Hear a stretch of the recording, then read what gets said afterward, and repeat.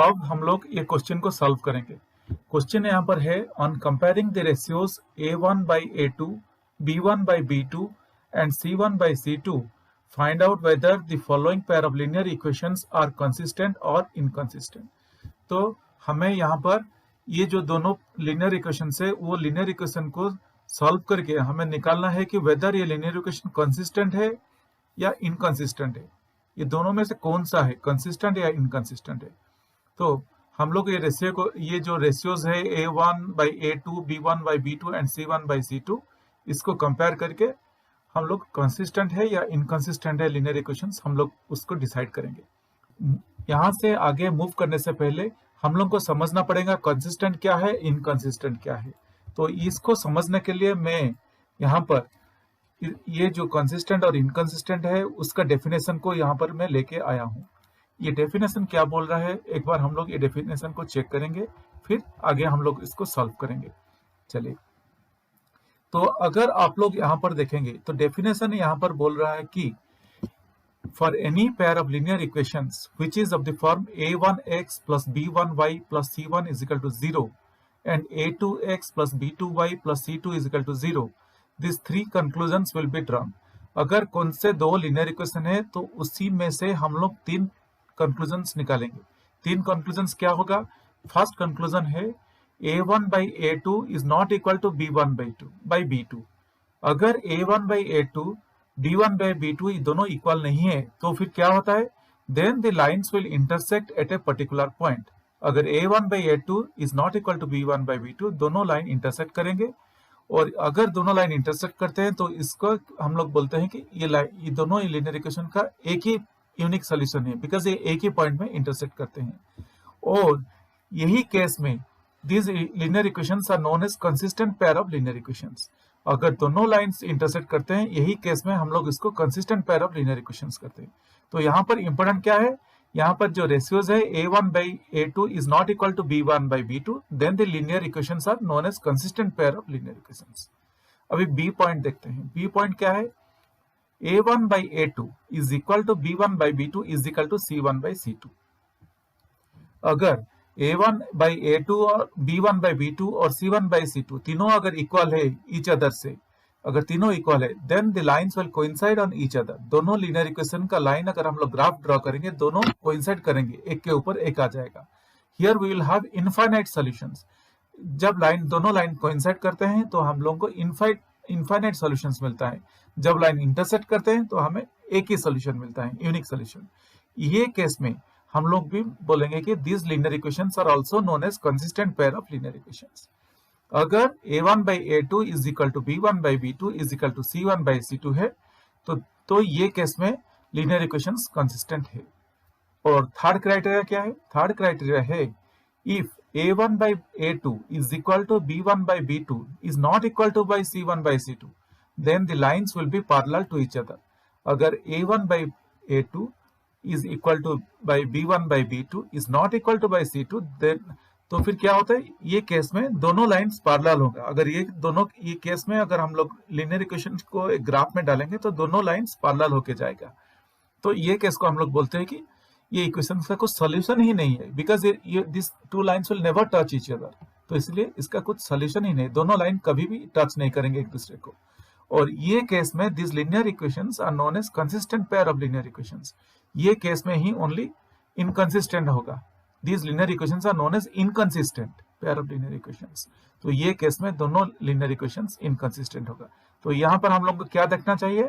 When a1 by a2 is equal to b1 by b2 is not equal to by c1 by c2, तो ये case में दोनों pair of linear equations inconsistent है।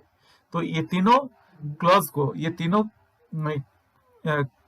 Clause को अगर हम लोग देख के आगे चलेंगे, तीनों कंक्लूजन्स को हम लोग अगर लेके मन में याद करके आगे चलेंगे तो हम लोग ये क्वेश्चन का आंसर इजीली कर सकते हैं। बीट 2 में क्वेश्चन क्या दिया है? 2x minus 3y is equal to 8 है और 4x minus 6y is equal to 9 है। और हमें क्या करना है? ये रेशियोज को कंपेयर करके हमें निकालना है ये दोनों pair of linear equations consistent है कि नहीं, कंसिस्टेंट है या इनकंसिस्टेंट है। ये दोनों pair of linear equations consistent है या इनकंसिस्टेंट है, ये हमें निकालना है। तो हम लोग ठीक उसी तरह से जल्दी से कर सकते हैं इसको। 2x minus 3y is equal to 8, ये फर्स्ट लीनियर इक्वेशन है, और इसको मैं लिख सकता हूं 2x minus 3y minus 8 is equal to 0। तो हमें यहां से a1 मिल गया, यहां से a2 मिल गया, और यहां से b1 मिल गया, और यहां से c1 मिल गया। सिमिलरली यहाँ पे सेकेंड लीनियर इक्वेशन क्या है, 4x minus 6y is equal to 9, और इसको मैं लिख सकता हूं 4x minus 6y is equal to minus 9। तो यहाँ पे a2 हो गया, ये माइनस 6b2 हो गया।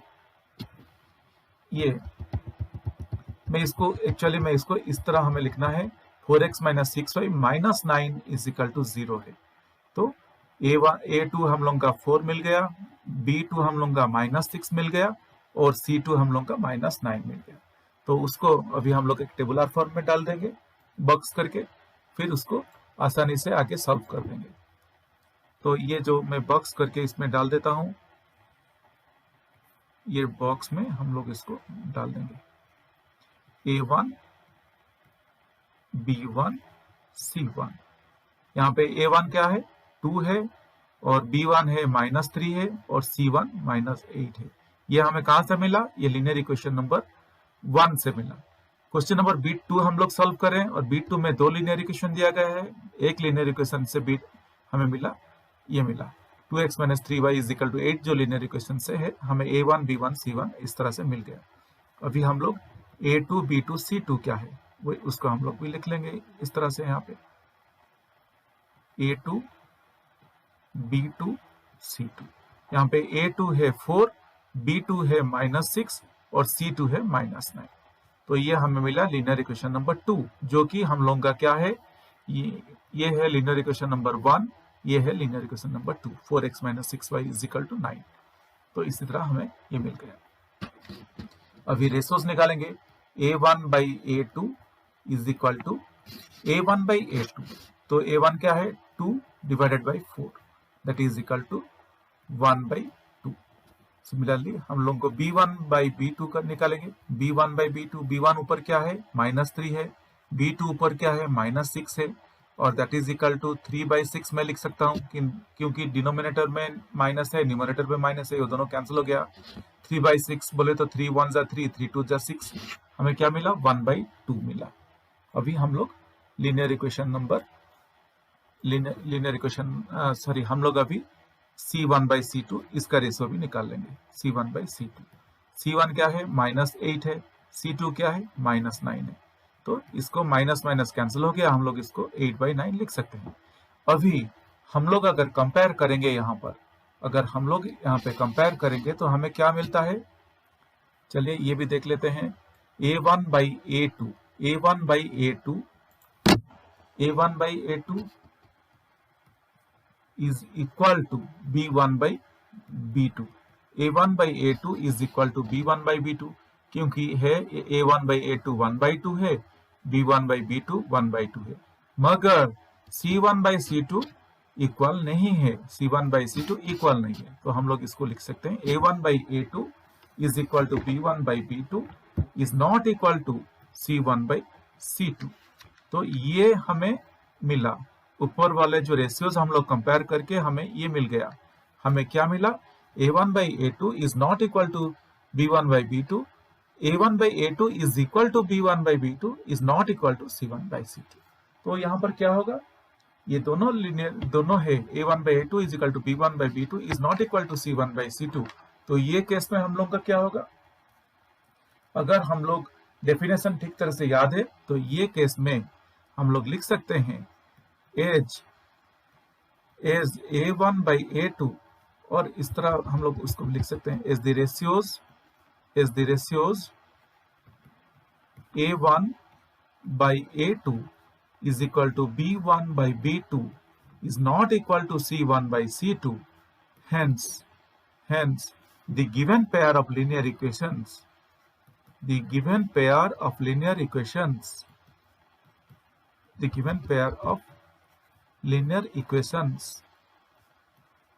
क्या होगा यहाँ पे, इक्वेशंस, अगर आप लोग डेफिनेशन एक बार चेक कर लेंगे, आप लोग चेक कर लीजिए, तो यहाँ पे हम लोगों को मिलेगा the given pair of linear equations are inconsistent, यही है हम लोगों का आंसर, इनकंसिस्टेंट। चले, ये भी हो गया। होप गाइस आप लोगों को समझ में आ गया होगा। अगर फिर भी कुछ डाउट है तो आप मुझे कमेंट सेक्शन में पूछ सकते हैं।